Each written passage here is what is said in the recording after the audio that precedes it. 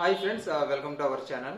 చాలా మంది విజయవాడ రియల్ ఎస్టేట్లో ముఖ్యంగా ప్లాట్ సెగ్మెంట్స్లో ఇన్వెస్ట్మెంట్ చేసే వాళ్ళకు ఉన్న పెద్ద క్వశ్చన్ మార్క్ ఏంటంటే ఇలాంటి టైంలో బందర్ రోడ్లో ఇన్వెస్ట్మెంట్ చేయాలా వద్దా అనేది. సో నా సజెషన్, నా సలహా ఏంటంటే బందర్ రోడ్ అనేది కంప్లీట్లీ హౌసింగ్ జోన్ అండి, చాలా పీస్ఫుల్ లొకేషన్. సో మనకి లాస్ట్ 3-4 ఇయర్స్ నుంచి మనకి బందర్ రోడ్ చాలా మంచి పర్ఫార్మెన్స్ ఇచ్చింది. ఎవరైతే 3-4 ఇయర్స్ బ్యాక్ ఇన్వెస్ట్మెంట్ చేశారో వాళ్ళు హై రిటర్న్స్తో ఉన్నారు. సో మనం ఇప్పుడు ఇన్వెస్ట్మెంట్ చేయాలి అంటే ఆల్రెడీ పెరిగిన ప్రైజెస్లో, అంటే ఎప్రిషియేటెడ్ అయిన ప్రైజెస్లో మనం ఇన్వెస్ట్మెంట్ చేస్తున్నాము.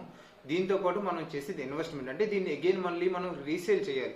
ఫర్ ఎగ్జాంపుల్ మనం ఒక 20,000 మనకు ప్లాట్ తీసుకుంటే గజానికి మనం దాన్ని ఒక 30 or 40K అయిన తర్వాత వాటిని మనం సేల్ చేయాలి.